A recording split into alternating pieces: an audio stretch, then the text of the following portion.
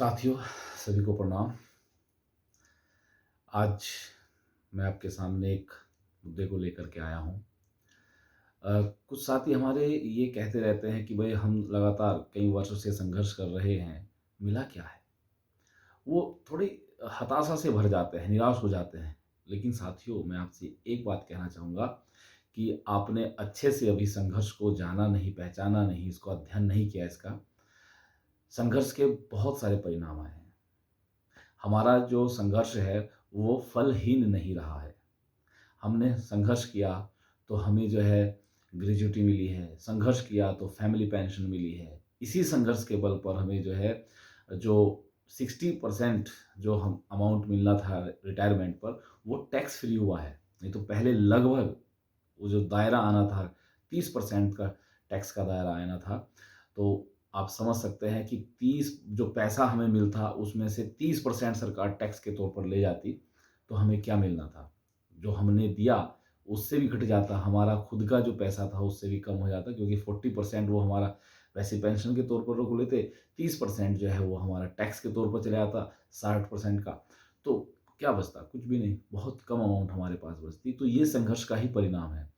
उसके बाद संघर्ष का ही परिणाम है कि जो सरकार का शेयर है वो अब 10% की बजाय 14% हुआ है। तो 4% का जो प्रति माह जो शेयर बढ़ा है वो सरकार का, वो भी संघर्ष का ही परिणाम है। संघर्ष का नहीं, ऐसा नहीं है कि हमने उसकी डिमांड की है, लेकिन ये है कि सरकार ने एनपीएस को हमारे लिए और ज़्यादा क्या नाम आकर्षक बनाने के लिए, हमें ये लुभाने के लिए कि नहीं भाई हम एनपीएस में ही इतने परिवर्तन कर रहे हैं, उसी को इतना आकर्षक बना रहे हैं कि आप जो है ओपीएस की माँग छोड़ दीजिए। लेकिन हमने आज तक कभी ओपीएस की माँग नहीं छोड़ी है। हमारी माँग एकमात्र पुरानी पेंशन की बहाली है।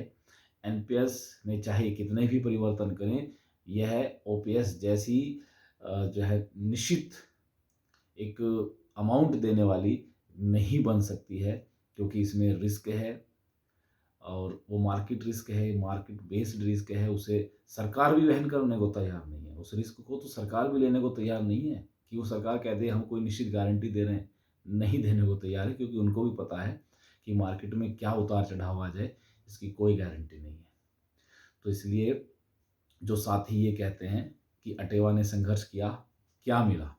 तो मैं उन्हें यही बताना चाहता हूँ कि हमारे संघर्ष से बहुत सारी चीज़ें मिली हैं। सरकार ने अपने जो एक अड़ियलपन दिखाया है, उससे पीछे हटी है। ऐसा नहीं है कि वो बिल्कुल अड़ी रही है। 10% शेयर जो सरकार का था वो 14% हुआ है, फैमिली पेंशन लागू हुई है, ग्रेच्युटी मिली है, ठीक है? और जो हमारा 60% था वो टैक्सेबल था, वो टैक्स फ्री हुआ है। तो ये सारी चीज़ें जो हैं, ये हमारी जीत का जो हम रास्ता है, हमारा जो लक्ष्य है, उसकी तरफ बढ़ते हुए हमारे कदम हैं और हमारी छोटी-छोटी जीतें हैं जिनसे हम जो है अपने आप को और ज़्यादा मजबूत कर सकते हैं। तो हताश होने की या निराश होने की आवश्यकता नहीं है। मन में ये विचार कभी ना लाएँ कि हमें कुछ नहीं मिल रहा है।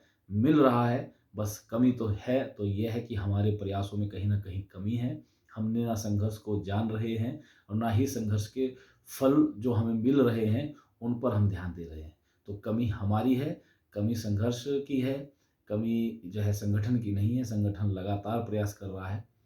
तो साथियों, आपसे पुनः यही निवेदन है कि 21 नवंबर के जो शंखनाद रैली है, उसमें ज़्यादा से ज़्यादा संख्या में प्रतिभाग करें, ताकि हमारे संगठन के, हमारे जो है आदरणीय बंधु जी हैं, उनके हाथ मजबूत हों और वो मजबूती से हमारी बात को सरकार के समक्ष रख पाएँ।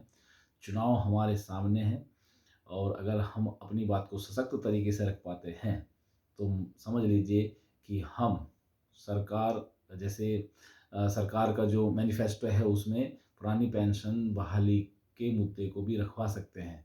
जैसे माननीय अखिलेश जी ने, जो पूर्व मुख्यमंत्री रहे हैं उत्तर प्रदेश के, उन्होंने भी अपने मैनिफेस्टो में इस बात को रखा है। मंच से भी उन्होंने अटेवा का नाम लेकर के कहा है कि उनकी सरकार अगर आती है तो वो पुरानी पेंशन को बहाल करेगी। तो हम चाहते हैं कि ये मुद्दा हर पार्टी के मैनिफेस्टो में हो। जो भी पार्टी सरकार में आए, सत्ता में आए, वो हमारी माँग को पूरा करे और पुरानी पेंशन को बहाल करे। यही हमारी मंशा है, यही हमारी इच्छा है, यही एकमात्र हमारे संगठन का जो है संकल्प है। इसलिए आप सभी से निवेदन है कि संघर्ष को ना छोड़ें, हताश ना हो, निराश ना हो, लगातार निरंतर संघर्षरत रहें और अटेवा के हाथ मजबूत करते रहें। जय युवा, जय अटेवा।